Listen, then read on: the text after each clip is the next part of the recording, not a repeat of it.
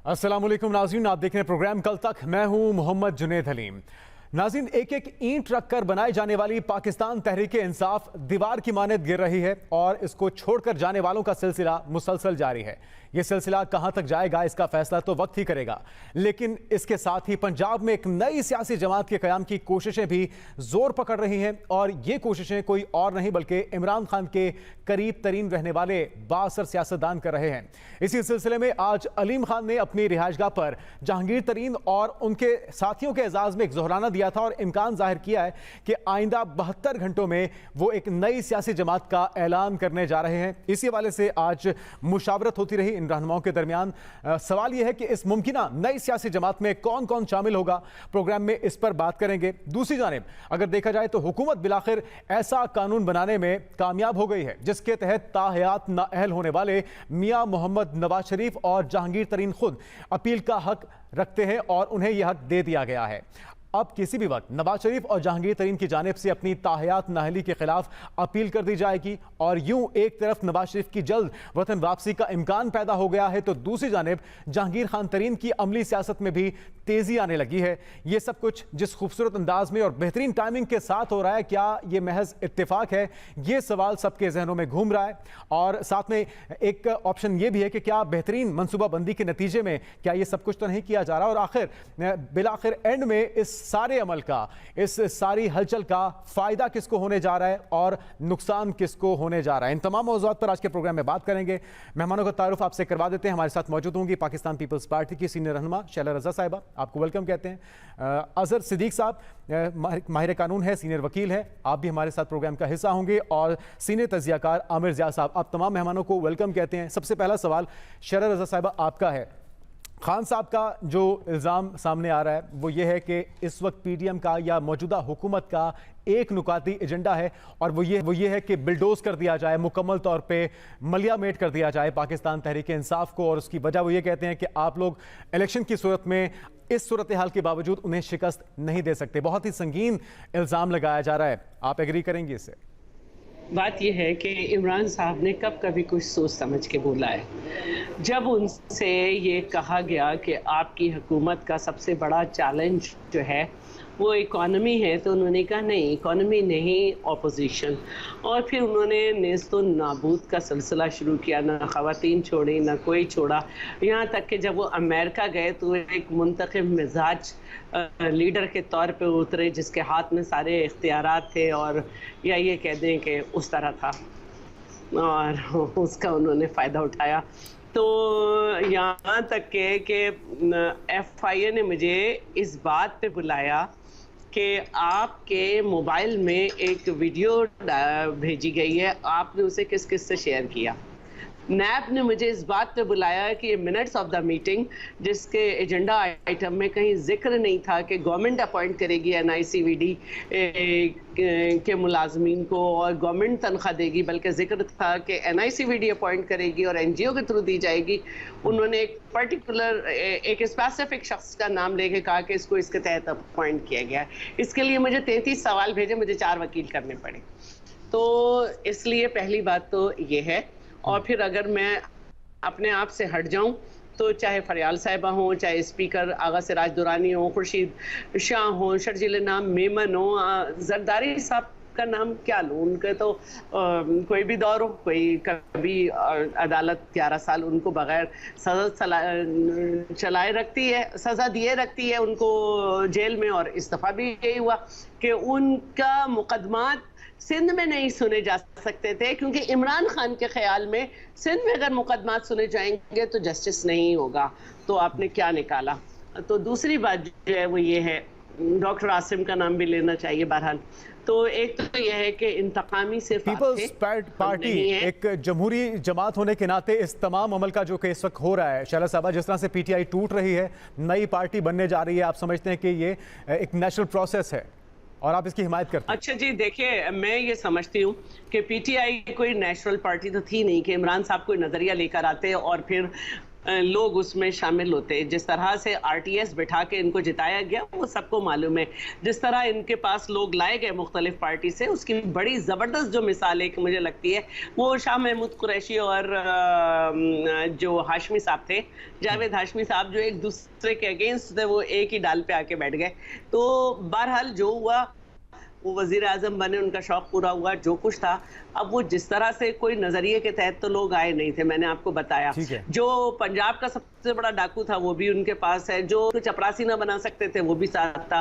तो अब जो ये अलग हुए हैं, तो अगर आप समझते हैं कि 9 मई सही हुआ था, इनको अलग नहीं होना चाहिए, तो इन्हें नहीं अलग होना चाहिए था। रही बात कि हमने तो नहीं कहा इनसे कि छोड़ छोड़ के जाएं, कि वो पीपल्स पार्टी में आ रहे हो या वो एक नई पार्टी में जाएं। शरद साहब, आपके जवाब से बाजार यही लग रहा है कि जिस तरह ये पार्टी बनी थी उसी तरह से टूट रही है। मैं दोबारा आपकी तरफ आऊंगा। अजहर सिद्दीक साहब, कानून पास हुआ है और आज जिस तरह से अटॉर्नी जनरल साहब ने अदालत के अंदर उसका तज़किरा किया कि 26 मई को सदर मुमलिकत ने भी उस कानून पर दस्तखत कर दिए हैं। Supreme Court review of judgement and orders act है, कानून का हिस्सा बन चुका है। आपके ख्याल में इसके इम्प्लीकेशंस क्या होंगे? क्या ये पर्सन स्पेसिफिक है या फिर में ये कानूनी तरमीम होनी चाहिए थी? बहुत शुक्रिया जी। 2-3 चीजें समझ लीजिएगा। पहली तो बात है जो बड़ी अपना शामियाने बजाने बज रहे हैं, मिठाइयां तकसीम हो रही हैं, इसका फायदा ना तो नवाज शरीफ को होना है, ना ही अपना जहांगीर तरीन को होना है। अजहर साहब, आपकी वीडियो ऑफ हो चुकी है, अगर आप उसको साथ में ऑन कर सकें, अपनी बात जारी रखिएगा। ये देखिए ना जी, बिल्कुल ये बुनियादी तौर पर नजरसानी का स्कोप बढ़ाया है, और नजरसानी का स्कोप का माजी से ही तलाक तो हो नहीं सकता। अब माजी से ही तलाक अगर करना है तो आर्टिकल 184 है वो जुल्फकार अली भुट्टो साहब के आईन पाकिस्तान में 1973 ने बनाया। 62(1) जो है वो 18वीं तरमीम के जरिए इस आइन का हिस्सा बनाया गया था, और वो सादों और अमीर होने के हवाले से था, और पूरी दुनिया में सोसाइटल वैल्यूज मानी जाती हैं। तो मैं नहीं समझता कि इसका फायदा, यानी और फर्ज करें कि जनाब ये नजरसानी दायर भी करते हैं, तो ये क्वेश्चन ऑफ लॉ है। क्वेश्चन ऑफ लॉ पहले डिसाइड हो चुका है और इसमें नजरसानी पे भी फैसला आ चुका है। अब इसमें कोई चीज ऐसी अच्छा, तो अजहर साहब, आप ये समझते हैं कि कुछ खास शख्सियात को फायदा पहुंचाने के लिए उजलत में यह बिल पास किया गया और इसे कानून का हिस्सा बनाया गया? अगर आप सुन पा रहे हैं,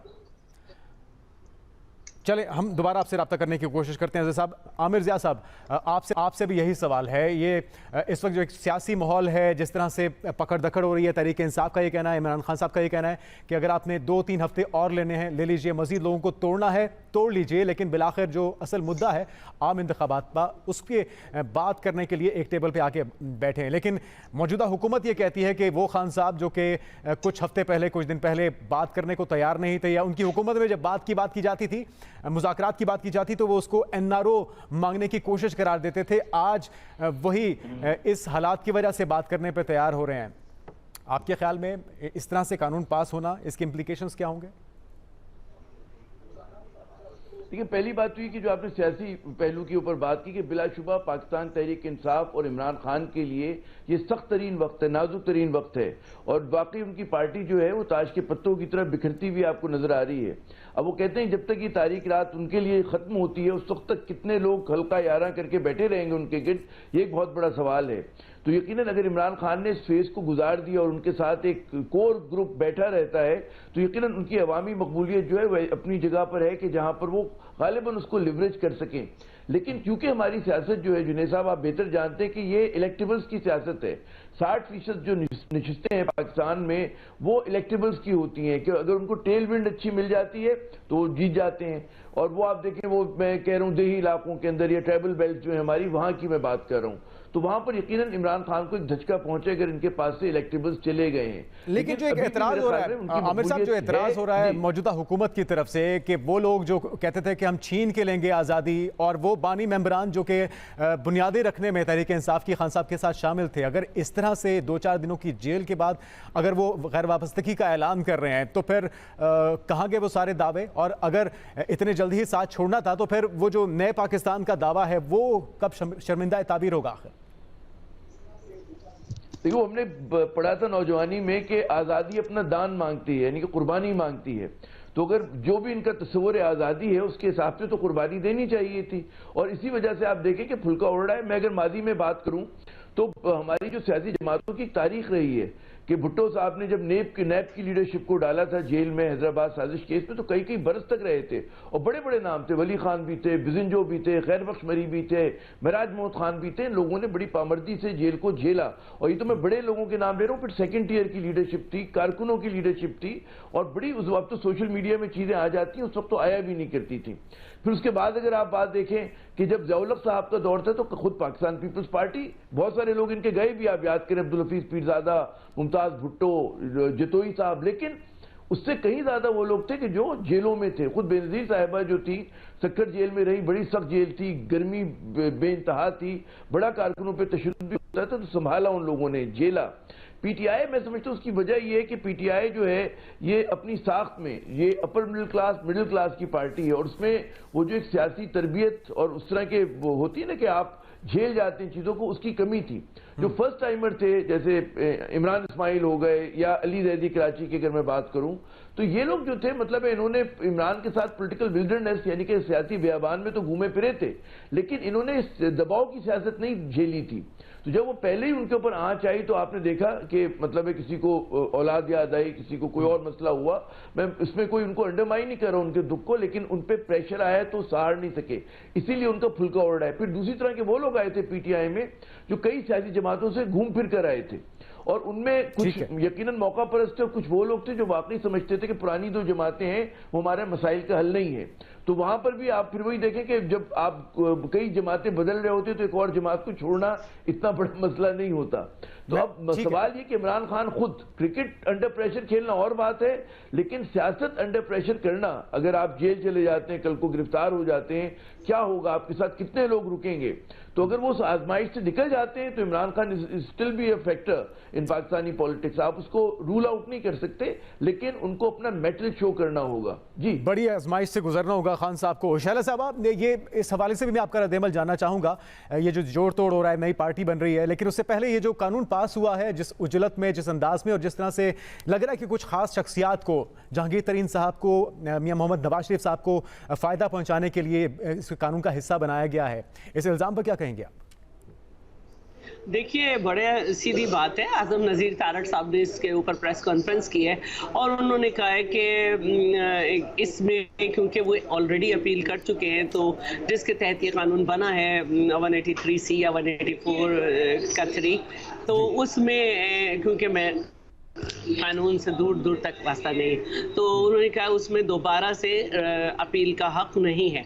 लेकिन जब इस पर मजीद बात की गई कि ये तो कानून को फ़ायदा नहीं देगा, लेकिन प्रैक्टिस एंड प्रोसीजर एक्ट जो है, अब आमिर ज़िया तो शायद इसने पढ़ा भी है लॉ को, असल में हम साथ यूनिवर्सिटी में होते, तो उससे उन्होंने कहा है कि उससे उनको फ़ायदा होगा, क्योंकि स्पेसिफिक जस्टिस चल रहा था, तो वो एक अलग बात है। लेकिन कहा जाता था जब हमने नैब एक्ट्स में तरमीम की, जो कि यकीनन आइन के ख़िलाफ़ थी, नैब जो है उसकी सारी शिक़ें जो थी, और हमने जब तरमीम की 14 दिन का रिमांड किया, उसमें बेल पे जो है रिहाई भी रखी, सारा सब कुछ, तो सबसे ज़्यादा नाक़िद जो थी वो पीटीआई थी, और सबसे पहला फ़ायदा इमरान को मिला। वो कहते थे टूथलेस किया है, अपने लिए किया है। शाला साहब, अगर उन्हें जो खदशात जाहिर किए जा रहे हैं, अगर खान साहब को नाहिल किया जाता है, तो जाहिर बात है आपके मुखालफिन भी इससे मुस्तफीद होंगे। वो हर चीज़ से होते हैं, लेकिन वो नाम रखते हैं। और पैका का कानून जो है, जब नवाज शरीफ साहब ने वो किया तो उनके यहाँ बड़ा शोर था, और ख़ुद नहीं किया। नवाज शरीफ ने जो है वो अपने दौर में जो है PMLN ने जो है NFC नहीं किया, इन्होंने भी नहीं किया, तो सिर्फ हमने किया था। ये सब कुछ तो कैसे हो रहा है? ये खान साहब की पार्टी में से सीनियर लोगों का छोड़ के चले जाना, जहांगीर तरीन साहब की पार्टी में ये उनकी पार्टी के लिए लोगों का दस्तयाब हो जाना, सदर मुमलिकत जो कि पाकिस्तान तहरीक इंसाफ के बाहर एक बानी मेंबरान में से एक हैं, उनका 26 तारीख को इस पर दस्तखत कर देना, तो ये इतना स्मूथली कहाँ से मदद कहाँ से मिल रही है आप लोगों को? देखिए, सीधी एक बात है, पाकिस्तान का एक सिस्टम है। हमारे जो है जुल्फ़िकार अली भुट्टो का जुडिशल मर्डर हुआ, जस्टिस ऐसे थे कि वो कहते थे मूंछों से तस्मे बनाएंगे, और बहुत ही अपने पर्सनल थे, और लेकिन ये हुआ कि हमने कोई तनसीबात नहीं जलाई। लोगों ने इसके रिएक्शन में पंजाब में 17 लोगों ने अपने आप को जलाया, 17 लोगों ने फांसियां ली। फिर अगर मैं खवातीन का नाम लूं, चाहे वो मुनीरा शाकिर हो या फरखुंदा बुखारी, जिनको आजकल सोशल मीडिया में किया जा रहा है, लास्ट ईयर हम उनकी बरसी में भी गए थे, किला अकबर में उन्हें रखा गया, सिगरेटों से दागा गया, उनको जिला वतन कर दिया गया। तो ये छोटी नहीं थी। फिर नवाज शरीफ के दौर में मैं जो थी, मालूम है कासिम को, ये आमिर जिया को, मैं फाइनल ईयर में थी, मैंने फाइनल ईयर जो है मास्टर्स का जेल से दिया। मुझे 27 दिन में CIA सेंटर में रही, 20 दिन के अंदर 4 दफा गिरफ्तार हुई, बिस्तर नहीं था CIA सेंटर में हमारे पास, जेल में। ये सवाल ज्यादा शिद्दत से आपसे इसीलिए पूछा जाता है, पीपल्स पार्टी ने बहुत सी कुर्बानियां दी हैं मुल्क में जमहूरी अमल को बरकरार रखने के लिए, इस तसलसल को चलाए रखने के लिए, लेकिन आज जब किसी और पार्टी के साथ या आपके मुखालफिन के साथ ये हो रहा है तो फिर पीपल्स पार्टी क्यों खामोश है? ये एक अहम, मैं इस पर मजीद आपसे इसका जवाब देता हूं एक ब्रेक के बाद। नाज़रीन, ब्रेक के बाद खुशामदीद। आमिर ज़िया साहब, आपके ख्याल में जो 14 मई की सुप्रीम कोर्ट की डेट थी वो तो गुजर गई, लेकिन हुकूमत का कहना है कि अपनी आईनी मुद्दत पूरी होने के बाद ही आम इंतखाबात होंगे, यानी कि अक्टूबर में। उनका अभी भी ये क्लेम है कि वो इंतखाबात करवाने जा रहे हैं। आपको ऐसा होता हुआ लग रहा है? और जो खान साहब का दावा है कि उनकी मकबूलियत में कोई कमी नहीं हुई, वो आज भी जिसको टिकट देंगे वही जीतेगा, तो इत्तेफाक करते हैं इससे आप? अच्छा, पहली बात तो ये कि ये तो बात खत्म हो गई। ये बिल्कुल अब जो कहते हैं ना, सूबाई असेंबली के रिजॉल्व होने के बाद जो इंतखाबात 90 रोज में होने थे वो नहीं हुए, और उसका मतलब ये हुआ कि आइन पे अमल नहीं हुआ, कानून पे अमल नहीं हुआ। तो ये यकीनन हमारी मतलब एक बहुत ज़्यादा सवालिया निशान है हमारी इस पार्लियामेंट के ऊपर भी, हुकूमत के ऊपर भी, कि उन्होंने क्यों एक आइनी, मतलब हमारे आइन में भाव नहीं था, 73 के आइन में भाव नहीं था। वो है कि जी अगर सीट खाली होगी तो बाई इलेक्शन होंगे, अगर असेंबली डिसॉल्व होगी तो जनाब उसके अंदर असेंबली के इंतखाबात होंगे। तो वो चीज़ हमने देखा कि ना सिर्फ आइन को इन्होंने वो किया, बल्कि सुप्रीम कोर्ट के जो वर्डिक्ट था, उसके जो हुक्मनामा था, उसको भी मानने से, तस्लीम करने से इनकार किया। तो यकीनन ये एक बहुत वो वाली बात है। अच्छा, दूसरी बात ये कि क्या अक्टूबर में इंतखाबात होंगे? मैं समझता हूँ कि अगर पाकिस्तान को आगे बढ़ना है तो इंतखाबात ही वाहिद रास्ता है। कोई ऐसी हुकूमत आए जिसके पास फ्रेश मैंडेट हो, ताकि पाकिस्तान को जिन बड़े फैसलों की जरूरत है, सियासी एतबार से, माशी एतबार से, वो फैसले जो हैं वो किए जा सकें, रिफॉर्म्स किए जा सके। वो जाहिर है कि वो हुकूमत कर सकेगी जिसके पास मैंडेट होगा। अब सवाल ये पैदा होता है कि हुकूमत के आदाब क्या हैं, कि मुझे जो लग रहा है कि अब ये तासुर गहरा होता जा रहा है कि जी PTI को आपने इतना शेकअप कर दिया है, इतना उसमें तोड़फोड़ हो गई है, तो वो जो इमरान खान की मकबूलियत है वो नए इंतखाबात में उसको लिवरेज नहीं कर पाएंगे, क्योंकि उनके पास इलेक्टेबल्स नहीं है। यकीनन मकबूलियत होना एक अलग चीज होती है, कैंडिडेट्स का होना दूसरी चीज होती है। हमारी जो इलेक्ट्रल पॉलिटिक्स है वो इलेक्टेबल्स के गिर्द घूमती है बड़ी हद तक। बिल्कुल ठीक है, लेकिन आमिर साहब, मैं अगर आपकी इसी मामले से जुड़ी राय लेना चाहूँ, इमरान खान साहब कल मुज़ाकरात, यानी कि अगर कुछ हफ्ते पहले, कुछ दिन की पहले की बात करें तो हुकूमत चाहती थी उनसे मुज़ाकरात किए जाएं, कोई हल निकाला जाए, कोई वे आउट निकाला जाए, वो तैयार नहीं थे। आज खान साहब ये कहते हैं कि बात की जाए, मुज़ाकरात किए जाएं, ताकि इनकी सोच पता चले ये चाहते क्या हैं। आज हुकूमत इसके लिए तैयार नहीं दिखाई देती। आप समझते हैं खान साहब की अपनी कुछ ऐसी पॉलिसीज़ रही हैं, कुछ ऐसी गलतियाँ, सियासी मिस्टेक्स उनसे हुई हैं जिसकी वजह से आज वो बंद गली में आ चुके हैं? जी देखिए, इमरान खान अगर जरा सा सब्र तहम्मुल से काम लेते, जितनी उनको अवामी पजीराई हासिल हो रही थी, उन्होंने 60-65 जलसे किए। आप देखिए, कराची तक खैबर, एक ज़माने में जो पीपल्स पार्टी को एजाज़ हासिल हुआ करता था वफाक की जंजीर होने का, कि हर सूबे के अंदर उनकी फॉलोइंग है, हर एथनिक ग्रुप के अंदर है, हर सेक्टेरियन ग्रुप के अंदर है, वो इमरान को उस तरह की मकबूलियत हासिल थी। लेकिन वो जो कहते हैं ना कि जरा सा जो वो तफरीक नहीं कर सके कि PDM हुकूमत की मुखालफत और स्टैब्लिशमेंट की मुखालफत, उन्होंने हर चीज़ को, जिस तरह पीपल्स पार्टी और नून लीग को अपने कहते हैं ना अपनी पॉलिसियों की वजह से साथ बैठने पर मजबूर किया, उसी तरह उन्होंने जोड़ दिया PDM को और स्टैब्लिशमेंट को। तो यहां पर मैं समझता हूं कि उनसे बहुत ज्यादा मिसकैलकुलेशन हुई या कराई गई वो मिसकैलकुलेशन। उनके साथ वो लोग जो हार्डलाइनर हुआ करते थे, जो ये बात एडवोकेट करते थे, जी हमारा स्टांस बहुत सख्त होना चाहिए, बशमूल चीनी मदारी, उन्होंने तो फौरन देव जम द शिप, वो फौरन छोड़ के चले गए। लेकिन अब जो लोग साथ हैं, क्या वो बयान रवी ला सकेंगे? अब उनके पास वक्त है। और आखिरी बात ये कि हुकूमत इस वक्त मेरे ख्याल में हुकूमत को सूट नहीं करता मुज़ाकरात होना। जब आपको पता है, और मैं खुसूसन नून लीग के पर्सपेक्टिव से बात करूं, पीपल्स पार्टी का इतना मसला नहीं है यहाँ पर, कि पंजाब में असल मार्का नून लीग और पीटीआई के दरमियान होना था। अच्छा, पॉलिटिकल कैपिटल नून लीग ने बड़ा लूज किया है, तो अगर अब उनको लग रहा है कि जी हमने दीवार से लगा दिया, तो दीवार में चुन देने की भी कोशिश करनी चाहिए। तो वहां पर वो पूरी कोशिश करेंगे कि इमरान खान को और पीटीआई को जितना धकेल दें पीछे, और वहां पर वो कोई, क्योंकि उनकी अपनी सियासत स्टेज पर है। अब जो एक बहुत सारे लोगों को तशवीश हो रही है कि जनाब एक मरतबा फिर return of the old order हो गया पाकिस्तान की सियासत में। एक इस मुल्क में जरूरत थी ऐसी पॉलिटिकल पार्टी की कि जो नून लीग के सामने खड़ी हो सके, जो पीपल्स पार्टी के सामने खड़ी हो सके, ताकि एक ऑल्टरनेट व्यू आए। तो वो मेरे ख्याल में इमरान एक बड़ा एक धचका हुआ, और मैं नहीं समझता जहांगीर तरीन इतनी जल्दी जो किंग्स पार्टी, जिसपे इल्जाम लगाया जाता है कि किंग्स पार्टी, मुझे नहीं पता किंग्स पार्टी है, क्वीन पार्टी है, अवामी पार्टी है, वो इस चीज को किस हद तक जो है इतने मुख्तसर अरसे में, अगर अक्टूबर में इंतखाबात होते हैं तो कितना ऑर्गेनाइज कर लेंगे, यकीनन कुछ सीट्स ले लेंगे। बिल्कुल ठीक है, तो एक मैसेज डिवाइडेड हाउस की तरफ हम बढ़ रहे हैं। इसका जवाब लेते हैं। शाला साहब, आपके ख्याल में अगर इस वक्त पीपल्स पार्टी के सियासी हरीफों में देखा जाए, अगर आम इंतखाबात हो जाते हैं और मियां मोहम्मद नवाज शरीफ की वापसी हो जाती है, तो आपके लिए एक मुश्किलात का बायस तो बन सकते हैं। क्या समझती हैं कि सियासत में उनकी वापसी होना, और उन्हें अगर रिलीफ मिल जाता है अदालत से भी, जो उनकी नाहली है वो ख़त्म भी हो जाती है, तो कितना खुशाइंद होगा ये, और पीपल्स पार्टी किस तरह से देखती है उनकी वापसी को?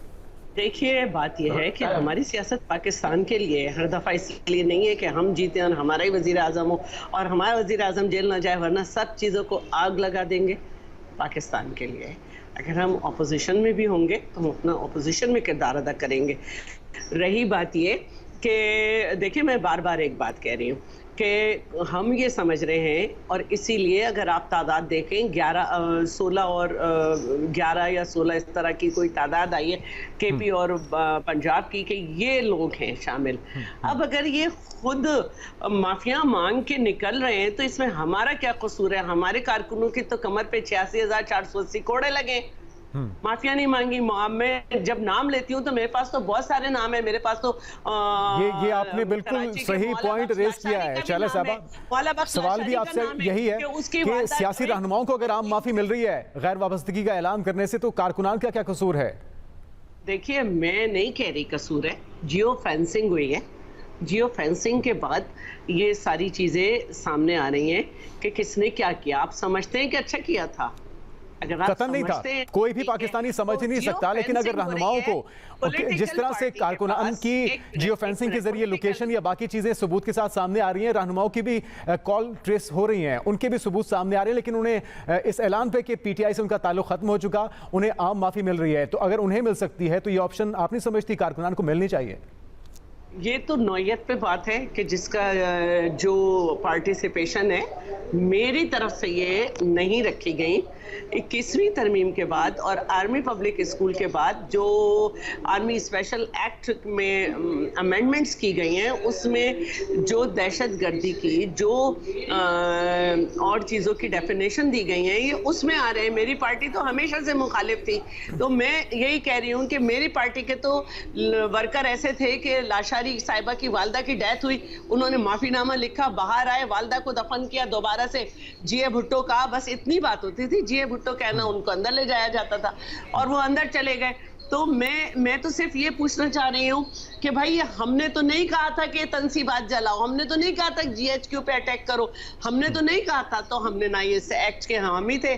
तो हम तो सिर्फ इतनी बात कहना चाह रहे हैं, आप बहुत मकबूल हैं। काश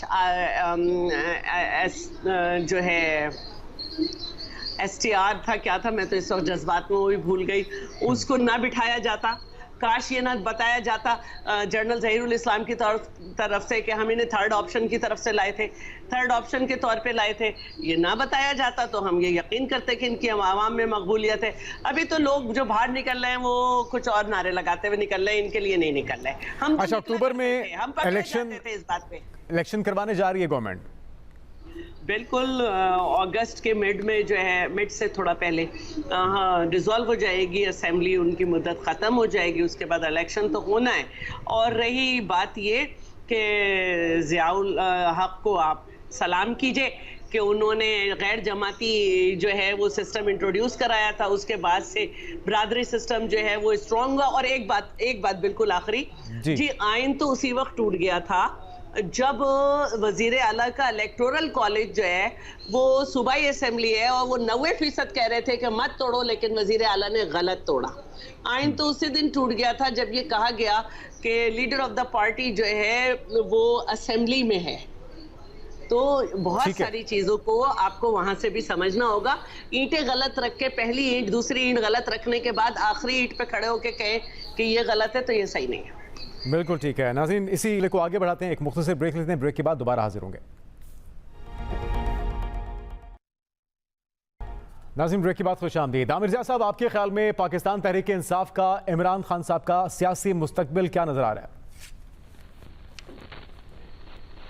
देखिए, सियासी मुस्तकबिल अभी तो उनके लिए, जैसे मैंने पहले अर्ज किया था, कि बड़ी मुश्किल सूरत हाल है खुद उनके लिए और उनकी जमात के लिए।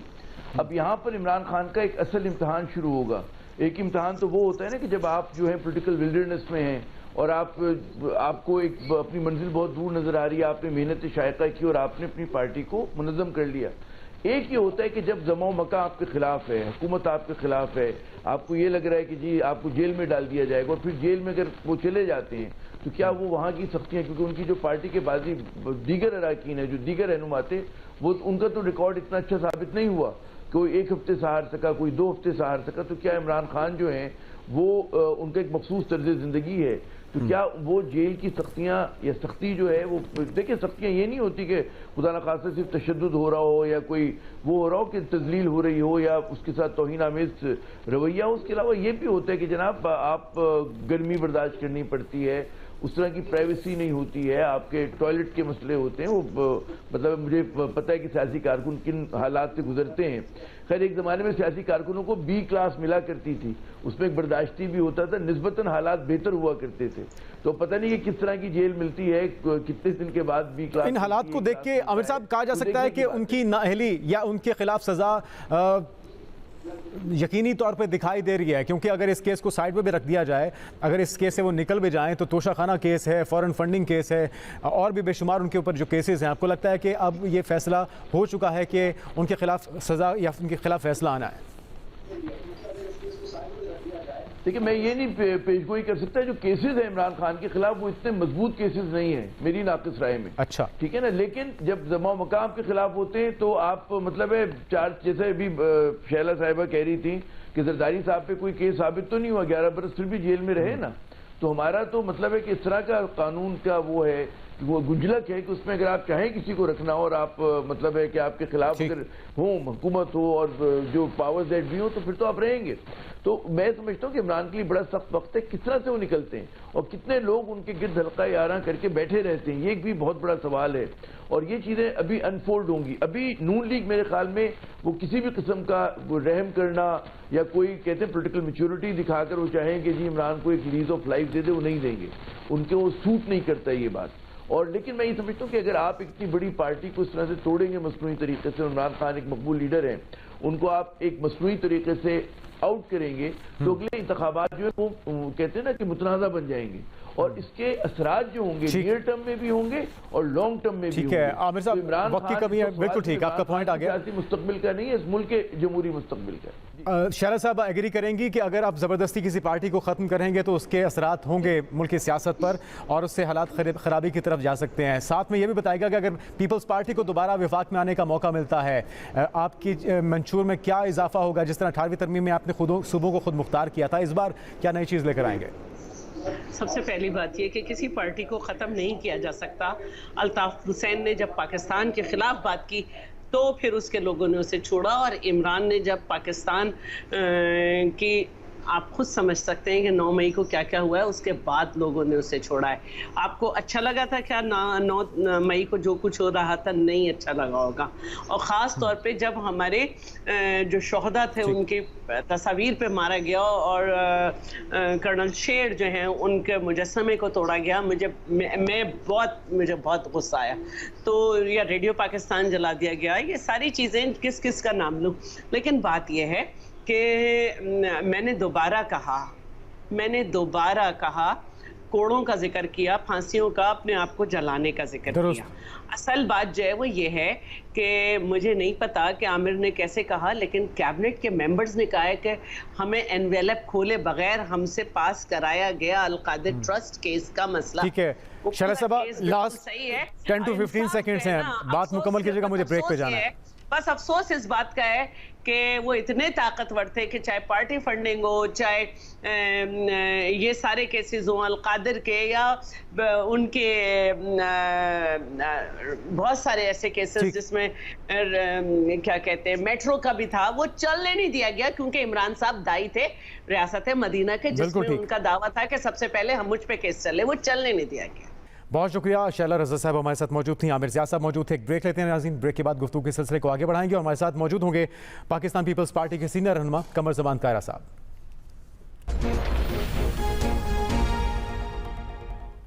नाज़रीन ब्रेक के बाद आपको कहेंगे खुशामदीद। प्रोग्राम के आखिरी हिस्से में हम बात करेंगे मुल्की मंजरनामे के हवाले से। पाकिस्तान पीपल्स पार्टी के सीनियर रहनुमा कमर ज़मान कायरा साहब ने हमें ज्वाइन किया है। बहुत शुक्रिया कायरा साहब आपके वक्त के लिए। बहुत बात हो रही है 9 मई के वाक़यात के हवाले से, मजम्मत भी की जा रही है, फ़ौज से यकजहती के लिए रैलियाँ भी निकाली जा रही हैं, लेकिन जिस अंदाज में तहरीक इंसाफ टूट रही है और नई पार्टी बनने जा रही है, जहांगीर तरीन साहब एक्टिव हो चुके हैं, कानून पास किए जा रहे हैं, आप लोग खुद मुतासरीन में से रहे हैं। एक वक्त में जब आपकी पार्टियाँ टूट रही थी, लोग दूसरी पार्टी में जा रहे थे, तहरीक इंसाफ बनाई जा रही थी, तो आप लोग कहते थे कि ये सिलेक्टेड पार्टी है, लोगों को चुन चुन के डाला जा रहा है। तो आज जिस अंदाज में तहरीक इंसाफ टूट रही है, नई पार्टी बन रही है, आपको लगता है ये फितरी अमल है और नेक शगुन है मुल्की सियासत के लिए? देखिए, पहली गुजारिश तो यह है कि जमातों का टूटना कभी भी नेक शगुन नहीं हो सकता, कभी भी जमहूरियत के लिए, जमहूरी अमल के लिए बेहतर नहीं। और फिर तोड़ा जाना और नुकसानदेह। मैं टूटने के अमल की बात कर, अगर तोड़ा जाता है तो और तकलीफ, कोई उसकी सपोर्ट नहीं कर सकता कतई।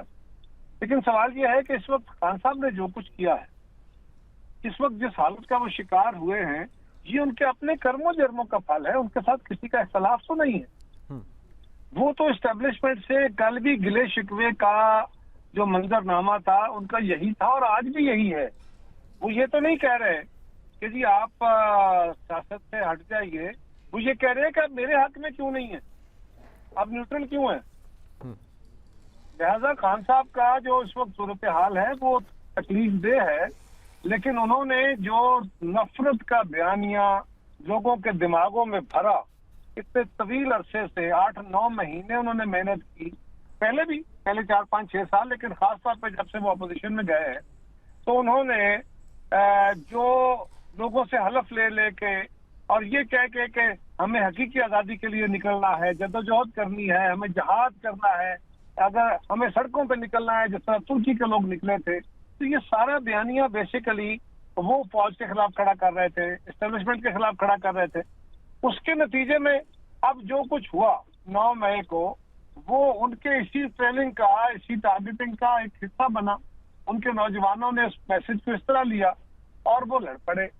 उसके नतीजे में अब अगर उनके खिलाफ कोई तादीबी कार्रवाइयाँ हुई हैं और इदारे के मोराल के लिए लोगों ने उनके लिए रैलियां निकाली हैं, तो नेचुरली कुछ गिरफ्तारियां भी हुई। और गिरफ्तारियां जो थी वो बेसिकली प्रोटेक्टिव कस्टडी की भी थी। कुछ गिरफ्तारियां वो थी जो लोगों ने जो पकड़े गए, हमने आमा को खराब करते हुए, इमारतों को आग लगाते हुए, सड़कें ब्लॉक करते हुए, गाड़ियां तोड़ते हुए, लाइक लेकिन उसमें से 8 तो एक ऐसे केसेस सामने आ रहे हैं जिनके केसेस अब फौजी अदालतों में चला जाएंगे कारिया साहब। तो जिस तरह से रहनुमाओं को आम माफी मिल रही है, एक प्रेस कॉन्फ्रेंस की जाती है, लातालुकी का इजहार किया जाता है तहरीक इंसाफ से, उनको क्लीन चिट मिल जाती है, कारकुनान की क्या कसूर है फिर इसमें? देखिए, गुजारिश ये है कि जो बंदे मिलिट्री इंस्टॉलेशंस पे अटैक करते हुए पाए गए, उन पे वो एलिगेशन है, उनको मिलिट्री एक्ट के तहत ट्रायल किया जाएगा जो कानून के मुताबिक। हमने ना कोई नया कानून बनाया है, ना कोई नई अदालत बनाई है, और अगर कोई लीडर उसमें आएगा तो वो भी उसके खिलाफ भी वही कार्रवाई होगी, उसको भी कोई राहत नहीं मिलेगी। रही बात ये कि जी जिनको छोड़ा जा रहा है वो जाके बयान दे रहे हैं, किसी के खिलाफ केस विड्रा नहीं हुआ। हाँ, अगर आपने प्रोटेक्टिव कस्टडी के तहत यानी 3 MPO के तहत किसी को पकड़ा है और वो कहता है कि भाई मैं आपको यकीन दिलाता हूँ, मैं इस जमात से लाताल्लुक हो रहा हूँ, मेरा कोई ताल्लुक नहीं है, तो जो आपको तहफ़्फ़ुज़ है मैं इसमें बिल्कुल रियासत के अमल को खराब नहीं करूंगा। जिनको उस खदशे के तहत पकड़ा गया था, अगर वो गारंटी करते हैं रियासत को तो यकीनन उनकी गारंटी माननी चाहिए। ये कौन सी गलत बात हो गई? किसी के खिलाफ केस तो खत्म नहीं हुआ। अगर किसी के खिलाफ क्रिमिनल नेग्लिजेंस का या क्रिमिनल एक्ट का केस है, वो प्रोसिक्यूट होगा। बिल्कुल ठीक है, लेकिन कार्य साहब ये जो एक आम तासुर मिल रहा है जिस अंदाज में ये हो रहा है, क्योंकि कल आप ऑपोजिशन में थे, आप लोग मुतासरीन में से अपने आप को क्लेम करते थे कि ज्यादती हो रही है, विच हंटिंग हो रही है, केसेस बनाए जा रहे हैं, सियासी बुनियादों पर बनाए जा रहे हैं। आज अगर तहरीक इंसाफ के ऊपर बुरा वक्त है तो कल को आपके ऊपर भी आ सकता है। तो आप बहैसियत एक पॉलिटिकल पार्टी के, जमहूरी सियासी जमात के एक सीनियर रहनुमा की हैसियत से इस अमल को सपोर्ट करते हैं, ये ठीक हो रहा है?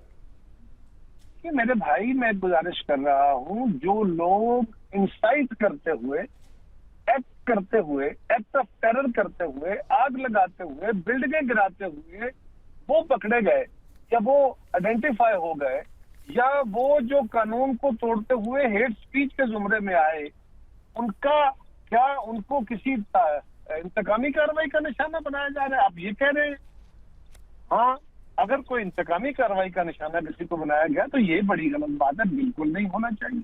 ऐसे किसी अमल की हम सपोर्ट नहीं कर सकते, कतन नहीं कर सकते, हम तो हमेशा इसका शिकार रहे। और जहांगीर तरीन साहब तो अभी खुद डिस्क्वालिफाइड है। अगर किसी कानून का सहारा लेके उनको अदालतें अपने किए हुए फैसलों को अंडू करती है, तो ये एक ऐसा कानून होगा जिसे इमरान खान, पीटीआई, कोई जमात भी बेनिफिट ले ले। और पीटीआई किसने बनाई थी? इमरान खान के साथ वो उसके राइट हैंडर थे। अगर आज वही अपने भेजे हुए लोगों को वापस ले लेते हैं, मुझे नहीं पता उनकी जमात बनती है कि नहीं, तो इसमें कौन सी गुनाह वाली बात है?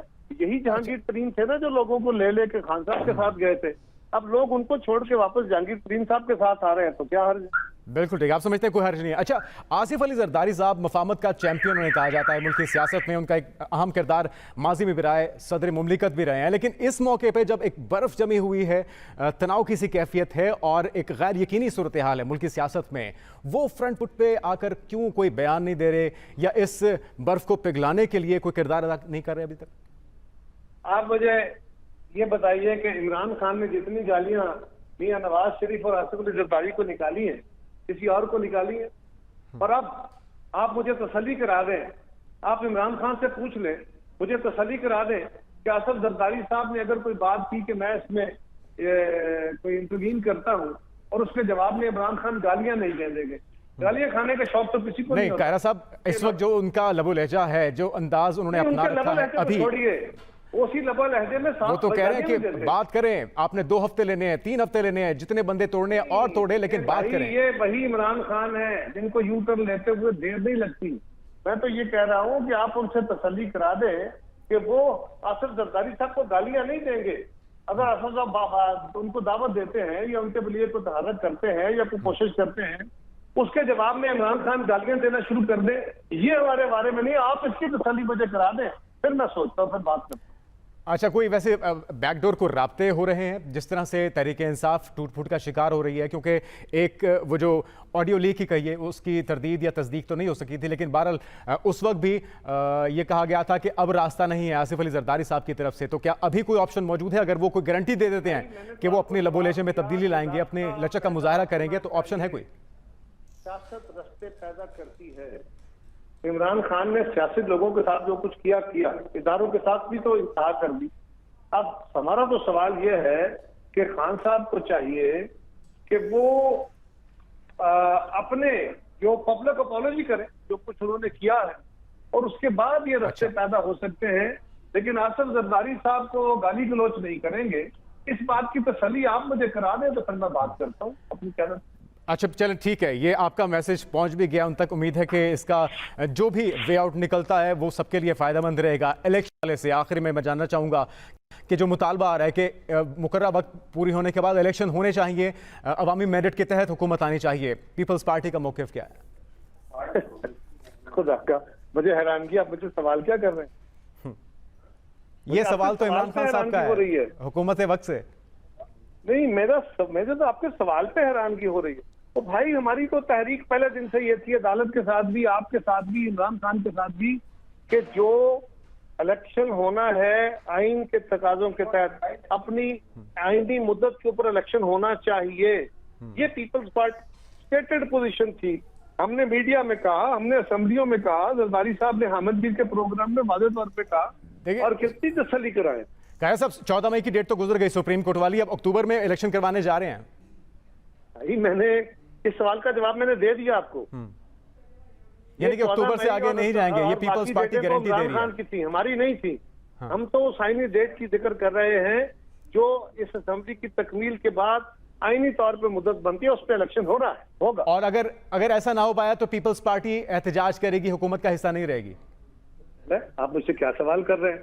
मैं हुकूमत का अगर पे मबनी सवाल करके मैं इस हुकूमत के खिलाफ चल पड़ूंगा, ये मफरूजों पर मबनी सवाल नहीं करता, इसका जवाब दिया जाता है। चलें बहुत शुक्रिया अरमान कारा साहब की गुफ्तगू। नाज़रीन आपने सुनी, आज के प्रोग्राम से इतना ही, इजाजत दीजिए, अल्लाह हाफ़िज़।